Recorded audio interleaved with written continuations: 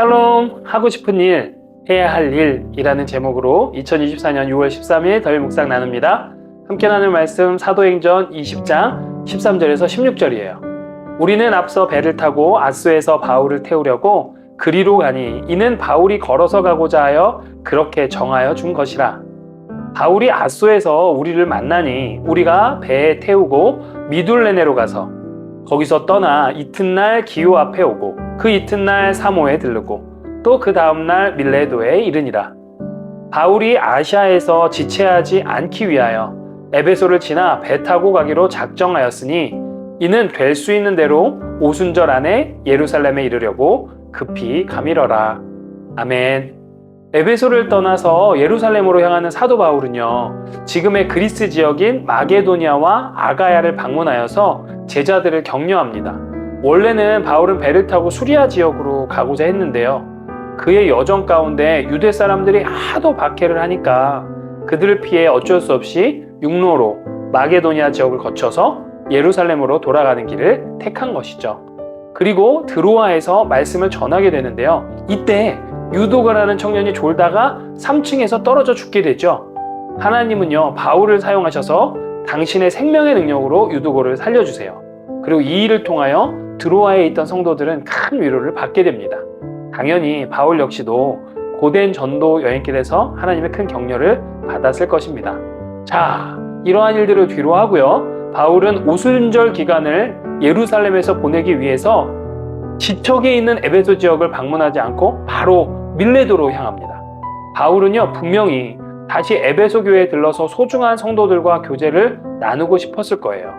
그러나 그 마음을 내려놓고 결국에는 에베소로 사람을 보내서 그곳 교회의 장로들을 밀레도로 오게 하죠. 왜 그랬을까요? 잠깐 방문해도 괜찮았을지도 모르겠는데 말이죠. 그것은요, 전도 여행 중 모집된 예루살렘 교회를 위한 헌금을 하루라도 빨리 전달하는 것이 자신이 에베소에 들러서 교제하는 것보다 중요했기 때문입니다. 저는 이 부분을 묵상하면서 성도의 신앙의 여정이란 바로 내가 하고 싶은 일과 하나님 앞에서 해야 할 일의 격차를 줄여가는 것이 아닌가 생각해 봅니다.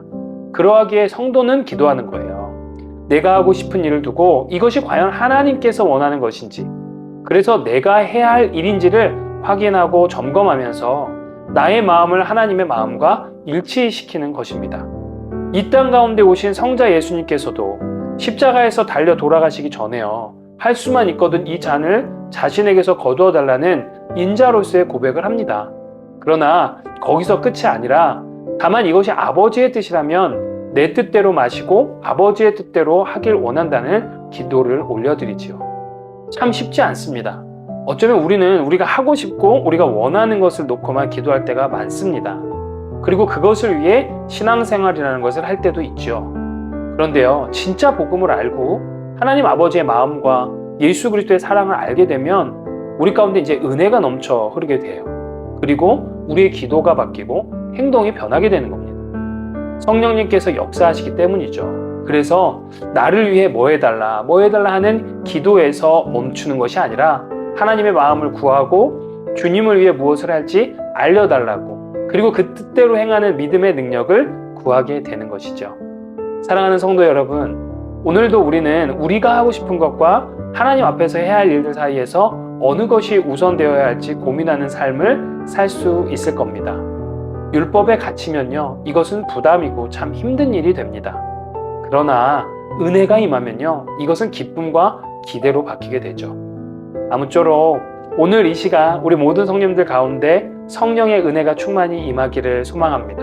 그래서요, 하고 싶은 일과 해야 할 일이 일치되는 기쁨 가운데 복음을 살아가는 오늘 하루 보내게 되시길 다시 한번 주님의 이름으로 축복합니다. 우리 다음 시간에 만나요. 샬롬.